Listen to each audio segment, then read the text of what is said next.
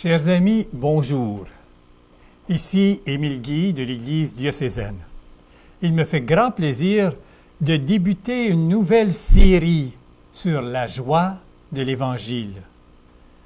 Cette série se propose de vous faire connaître et aimer cette très belle exhortation de notre pape François. Vous aimez les homélies du pape François, vous allez aimer la joie de l'Évangile. Je cite une parole que j'ai lue et relue. Ce sera peut-être le premier document d'un pape que vous lirez et relirez. Je pense qu'il vaut la peine que je répète cette phrase. Ce sera peut-être le premier document d'un pape que vous lirez et relirez. Afin de vous mettre l'eau à la bouche, j'ai invité une enseignante à la retraite. Madame Mijoux-Pelletier l'avait invitée à l'aider à présenter le document de la semaine 2 du parcours debout. Et j'ouvre ici une parenthèse. En avançant dans la vie, nos bons souvenirs agrémentent nos moments de solitude. Et en préparant cette émission, je me suis rappelé la première fois que j'ai rencontré cette enseignante qui voulait faire de l'enseignement chez nous dans les écoles catholiques du district de Sudbury. Et suite à l'entrevue, j'ai recommandé au conseil de l'embaucher et je dois vous dire que jamais je ne l'ai regretté. Sans plus tarder, je vous la présente. Il s'agit de Madame Lorraine Lemieux. Bonjour Lorraine. Bonjour Monsieur Guy. À cause de votre recommandation au conseil, j'ai vécu une très très belle carrière variée dans le conseil. Et puis, je n'aurais jamais cru qu'un jour je serais à la même table que vous pour jaser de l'exhortation apostolique Evangelii Gaudium du pape François. Et moi, j'aurais le goût de continuer dans mes souvenirs passés. Malheureusement pour moi, mais heureusement pour vous, chers téléspectateurs, nous devons d'aborder la présentation de la joie de l'Évangile. Et qu'est-ce qui t'a décidé d'accepter de participer à cette émission avec moi? Bien, en lisant les premiers paragraphes de l'exhortation, il y avait tellement de belles paroles qui me plaisaient. Tout parle véritablement de la joie de l'Évangile et c'est rafraîchissant. Et j'ai voulu partager avec vous, qui regardez cette émission, ce bijou précieux qu'est la lettre du pape. Alors, commençons tout de suite le premier paragraphe. Le pape écrit « La joie de l'Évangile remplit le cœur et toute la vie de ceux qui rencontrent Jésus. Ceux qui se laissent sauver par lui sont libérés du péché, de la tristesse, du vide intérieur, de l'isolement. Avec Jésus-Christ, la joie naît et renaît toujours. Dans cette exhortation, je désire m'adresser aux fidèles chrétiens pour les inviter à une nouvelle étape évangélisatrice marquée par cette joie et indiquer des voies pour la marche de l'Église dans les prochaines années.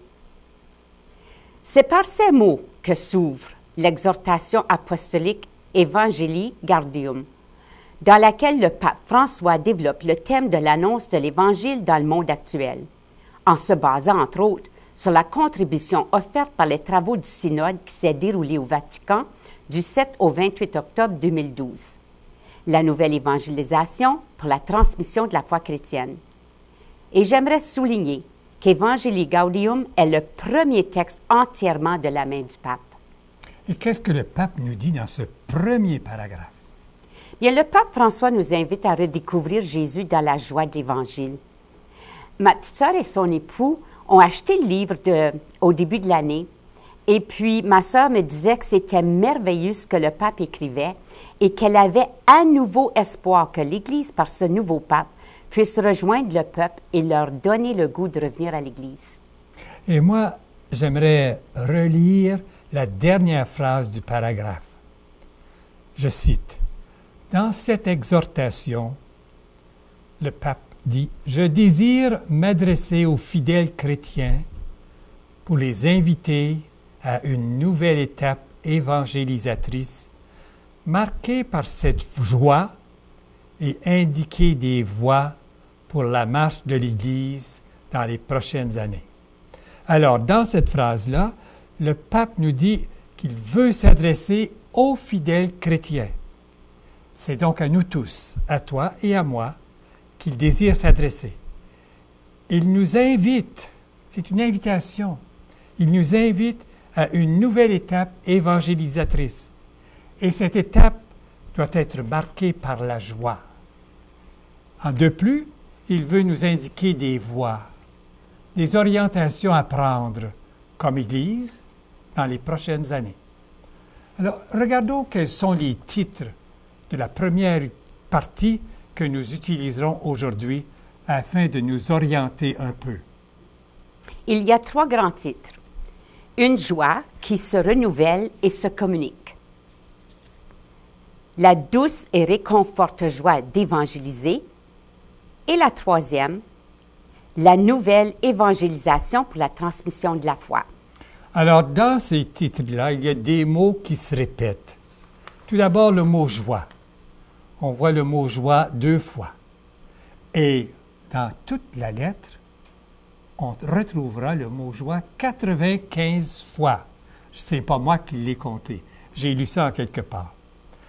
Ensuite, il parle d'une joie qui se renouvelle et d'une nouvelle évangélisation. Alors, il s'agit de nouveautés. Il nous parle aussi d'évangéliser et évangélisation. Et le titre le dit bien, la joie de l'Évangile. Ensuite, il nous parle de communication. Il dit que c'est une joie qui se communique. Et il y a la transmission. Donc, l'importance de passer, de communiquer et de ne pas garder ça seulement pour moi. Je dois transmettre cette joie.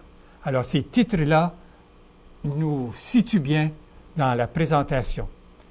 En plus des mots qui se répètent, moi, j'aime tellement la douce et réconfortante joie d'évangéliser.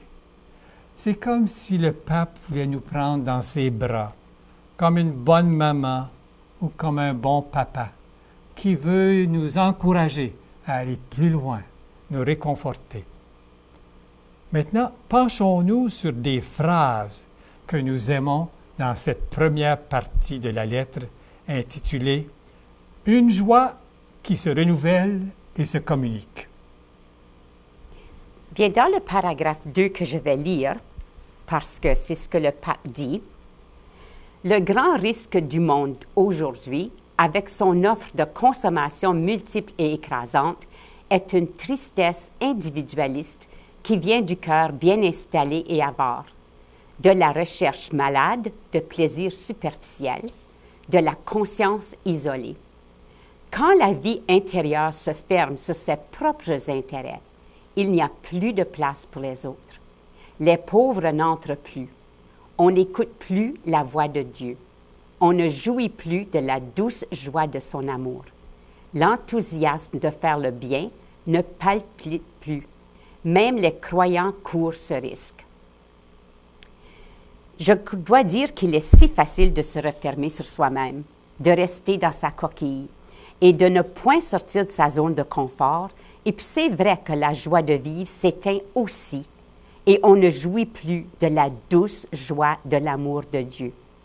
Le pape fait un appel vibrant à tous les baptisés afin que, avec une ferveur et un dynamisme nouveau, ils portent à leur prochain l'amour de Jésus dans un état permanent de mission en évitant le grand risque du monde d'aujourd'hui, celui de tomber dans une tristesse individualiste.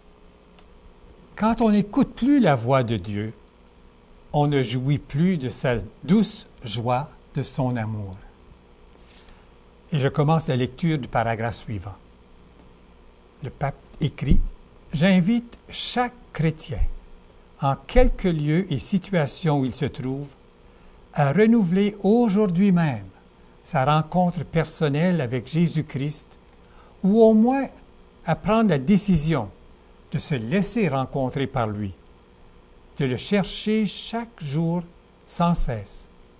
Il n'y a pas de motif pour lequel quelqu'un puisse penser que cette invitation n'est pas pour lui, parce que personne n'est exclu de la joie que nous apporte le Seigneur. Et j'aime bien cette phrase que personne n'est exclu. Ça me console de savoir que personne n'est exclu. L'Église excluait des gens. Et quand je dis l'Église, je parle de nous tous. Et moi, j'aime beaucoup quand le pape écrit « J'invite chaque chrétien à renouveler aujourd'hui même sa rencontre personnelle avec Jésus-Christ. » Cela me porte à me demander, comment faire une rencontre personnelle avec Jésus? Et j'y réponds moi-même. Je peux rencontrer Jésus dans sa parole, dans des moments de silence, en lui posant des questions. Par exemple, qu'est-ce que tu dirais à ma place? Qu'est-ce que tu ferais dans cette situation? Je peux le rencontrer en regardant l'autre avec les yeux du cœur, comme Mère Teresa qui voyait Jésus dans les mourants. Et dernièrement, une religieuse racontait qu'après la mort de son père, sa mère pleurait souvent. Et c'était normal après 65 années de mariage. Elle a dit à sa mère, « C'est normal que tu pleures, maman. Et c'est bon, mais ne pleure pas seule. » Et la maman lui demande, « Avec qui veux-tu que je pleure? » Et la religieuse lui a répondu, « Avec Jésus. » Par la suite, la maman pleurait devant un crucifix et même elle prenait son crucifix et elle pleurait avec Jésus qui la consolait. C'est ce que le pape nous dit quand il écrit « J'invite chaque chrétien à renouveler aujourd'hui même sa rencontre personnelle avec Jésus. » Tout raconter à Jésus comme un ami, un frère. Et à l'automne, je voyais dans le Voyageur un article au sujet des enfants de l'école de Werner. Et eux, ils avaient relancé le projet des vertus. Ce projet avait débuté en 2004. Alors, à l'automne 2014, on avait relancé le projet parce que l'atmosphère de l'école était parfumée de joie, de bonheur, de respect, d'amitié. Et lorsqu'on entrait dans l'école, on ressentait une atmosphère positive. On voyait de beaux gestes par les élèves et le personnel. Et on entendait le langage respectueux des vertus à la manière de Jésus. Mais pour vivre à la manière de Jésus, l'enfant se doit d'entrer en relation avec Jésus tous les jours.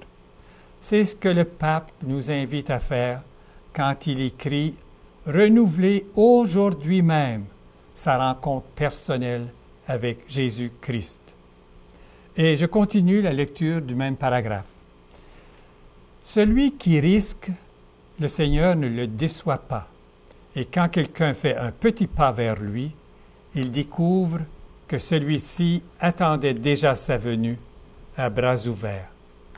C'est le moment pour dire à Jésus, « Seigneur, je me suis laissé tromper. De 1000 manières, j'ai fui ton amour. Cependant, je suis ici encore une fois pour renouveler mon alliance avec toi. J'ai besoin de toi. Rachète-moi de nouveau, Seigneur. Accepte-moi encore une fois entre tes bras rédempteurs. » Et le Seigneur ne nous déçoit jamais. J'ai seulement à faire un petit pas comme le bon larron qui a dit « Jésus, souviens-toi de moi. » Et qu'est-ce que Jésus lui a répondu? « Aujourd'hui même, tu seras avec moi au paradis. » Oui, aujourd'hui même. Continue, s'il te plaît. Cela nous fait tant de bien de revenir à lui quand nous nous sommes perdus. J'insiste encore une fois, Dieu ne se fatigue jamais de pardonner. C'est nous qui nous fatiguons de demander sa miséricorde. Celui qui nous a invités à pardonner 77 fois nous donne l'exemple. Il pardonne 77 fois. il revient nous charger sur ses épaules une fois après l'autre. Personne ne pourra nous enlever la dignité que nous confère cet amour infini et inébranlable. Par ce paragraphe, quand le pape écrit ça, je vois qu'il faut toujours pardonner, mais en plus du pardon, nous devons de garder notre dignité. Et moi, comme j'aime cette phrase, il revient nous charger sur ses épaules une fois après l'autre. Tu vois bien qu'il faut toujours pardonner. Et c'est Dieu lui-même qui nous en donne l'exemple. On parle souvent d'un Dieu punisseur dans l'Ancien Testament. Le pape note que les livres de l'Ancien Testament avaient annoncé la joie du salut. Isaïe s'adresse au Messie attendu en le saluant avec joie. Tu as multiplié la nation, tu as fait croître sa joie. Et il encourage les habitants de Sion à l'accueillir parmi les champs. Pousse des cris de joie, des clameurs. On y lit aussi « Cieux, criez de joie, terre, exulte, que les montagnes poussent des cris, car le Seigneur a consolé son peuple. Il prend en pitié ses affligés. » Et voyant le jour du Seigneur, Zacharie invite à acclamer le roi qui arrive. « Exulte avec force, fille de Sion. Crie de joie, fille de Jérusalem. » Le pape reprend un texte du prophète Sophonie qui le remplit de vie. Le Seigneur, ton Dieu, est au milieu de toi, héros sauveur. Il exultera pour toi de joie, il tressaillira dans son amour, il dansera pour toi avec des cris de joie. J'aime tellement ce texte de Sophonie, cité par le pape. Le Seigneur dansera pour toi avec des cris de joie. Il continue. Moi, ce que j'aime de ce paragraphe, c'est la phrase suivante. C'est la joie qui se vit dans les petites choses de l'existence quotidienne, comme réponse à l'invitation affectueuse de Dieu notre Père. Mon fils, dans la mesure où tu le peux, traite-toi bien. Ne te prive pas du bonheur. Ça, c'est une des plus belles phrases que j'ai lues jusqu'à présent, parce que Dieu notre Père nous invite, dans la mesure du possible, à jouir de la vie à tous les jours. Il veut que nous soyons heureux, que ce soit par un appel téléphonique, que ce soit par un sourire partagé, une accolade, un bon repas de famille. Il veut absolument que nous puissions jouir de la vie, que ce soit avec des animaux, et même de retrouver la joie de notre prochain, et puis d'oser redécouvrir la joie de Dieu dans la joie de l'Évangile. Et le pape nous invite aussi à vivre dans la joie. Il nous pose la question et se la pose à lui-même. Pourquoi ne pas entrer, nous aussi, dans ce fleuve de joie? Et avec une pointe d'humour, il a écrit « Il y a des chrétiens qui semblent avoir un air de carême sans Pâques. » Et dans le paragraphe 10, le pape écrira « Un évangélisateur ne devrait pas avoir constamment une tête d'enterrement. » Son message est source de joie. Je vous dis cela pour que ma joie soit en vous et que votre joie soit complète. Notre joie chrétienne jaillit de la source de son cœur débordant. Il promet aux disciples, « Vous serez tristes, mais votre tristesse se changera en joie. » Et il insiste, « Je vous verrai de nouveau et votre cœur sera dans la joie. Et votre joie, nul ne vous l'enlèvera. » Par la suite, les disciples, le voyant ressuscité, furent remplis de joie.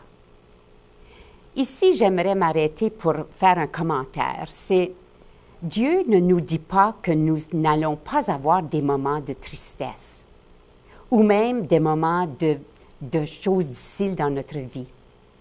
Même en ce moment, dans nos familles, à ce temps-ci de l'année, nous vivons des moments difficiles. Ma nièce, en ce moment, est au chevet de son époux à l'hôpital présentement, le père de ses 2 enfants. Harvey s'éteint lentement, graduellement, il s'en va vers Dieu le Père. On ne sait pas combien de jours ou de semaines qu'il a à vivre à nouveau. Mais il y a eu une belle joie récemment. Son fils Alex, de 17 ans, l'a parrainé pour son baptême. Puis quand je dis parrainé, c'est parce que Harvey a perdu sa mémoire à court terme.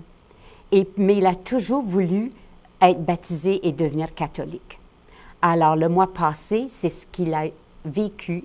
Il a vécu son baptême, sa première communion, et puis sa confirmation. Et puis, il y a une grosse joie, mais une grande tristesse, parce que maintenant, la famille vit des moments très difficiles. Et dans le paragraphe 4, il était question de joie dans l'Ancien Testament. Le pape nous présente aussi l'Évangile où a resplendi glorieuse la croix du Christ. Et l'Évangile invite avec insistance à la joie. Réjouis-toi est le salut de l'ange à Marie. Jean tressaille de joie dans le sein de sa mère. Dans son cantique, Marie proclame « Mon esprit tressaille de joie en Dieu mon Sauveur ». Quand Jésus commence son ministère, Jean s'exclame « Telle est ma joie » et elle est complète. Jésus lui-même tressaillit de joie sous l'action de l'Esprit Saint. Son message est source de joie. Il y a des chrétiens qui semblent avoir un air de carême sans Pâques. Cependant, je reconnais que la joie ne se vit pas de la même façon à toutes les étapes et dans toutes les circonstances de la vie, parfois très dures. Elle s'adapte et se transforme et elle demeure toujours au moins comme un rayon de lumière qui naît de la certitude personnelle d'être infiniment aimé au-delà de tout. Je comprends les personnes qui deviennent tristes à cause des graves difficultés qu'elles doivent supporter. Cependant, peu à peu, il faut permettre à la joie de la foi de commencer à s'éveiller comme une confiance secrète, mais ferme, même au milieu des pires soucis. Et ceci me rappelle un moment que j'ai vécu qui était inoubliable dans ma vie. À l'âge de 11 ans, à peine 4 semaines avant Noël, mon père est décédé. Ma mère se retrouvait seule avec 6 enfants ayant 15 ans et moins, sans soutien financier. Le gagne-pain venait de mourir, pas d'assurance vie. Alors la veille de Noël, l'arbre monté et décoré, qui était nu de cadeaux. Un frère plus âgé conduit maman et tous les enfants à la messe de minuit. Et sans l'annoncer, il est rentré à la maison.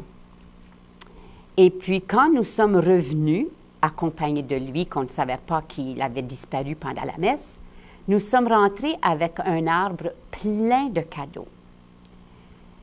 Alors, la joie avait changé. Mais quand on a ouvert nos cadeaux et qu'on a eu à distribuer un par un, c'était des vieux cadeaux qu'il avait trouvés dans la maison, qu'il avait emballés.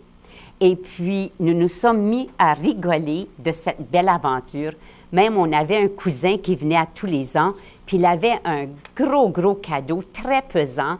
Et puis, quand il l'a ouvert, c'était une brique. Oh bien, là, on s'est mis à rire à chaudes larmes. Et puis, ce Noël-là fut inoubliable parce qu'on a vraiment vécu la joie de l'amour de Dieu. Parce que ma famille étant musicale, on a ma mère qui était à l'accordéon, un frère au piano, un à la guitare et puis au violon. On s'est mis à chanter tous les chants de Noël, puis on a vraiment vécu une joie de la fête de Noël. Et le pape nous écrit quelque chose de semblable quand il écrit « Je me souviens aussi de la joie authentique de ceux qui, même dans de grands engagements professionnels, ont su garder un cœur croyant, généreux et simple.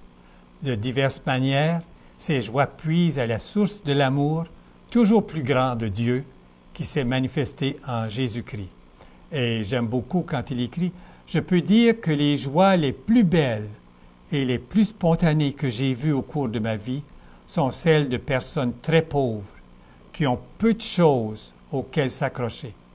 Et moi aussi, j'ai pu voir dans des pays en voie de développement cette joie de mes propres yeux. Ces gens qui ont si peu sont prêts à donner le meilleur et ils sont heureux de le faire.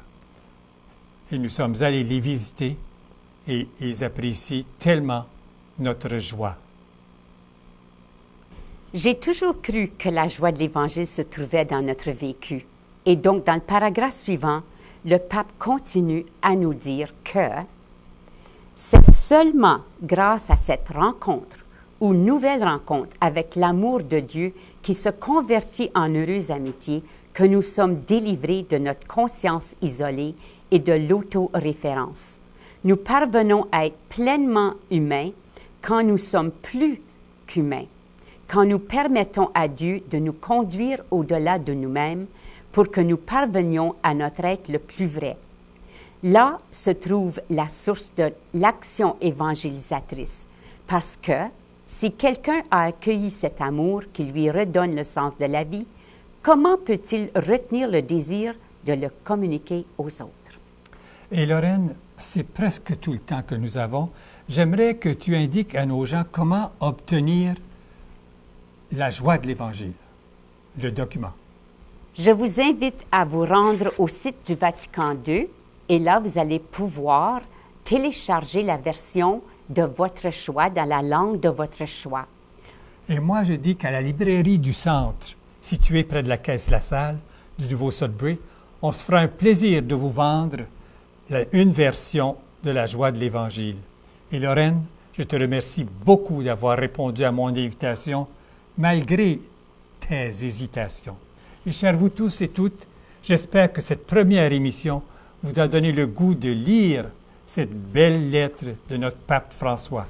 Je puis vous assurer que l'Église diocésaine vous prépare une série d'émissions très intéressantes afin de vous aider à savourer ce trésor de notre pape François.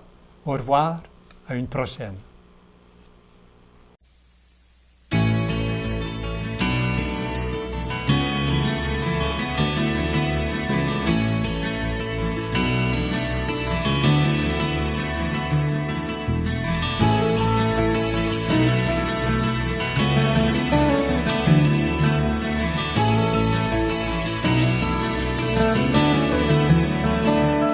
Tous ensemble.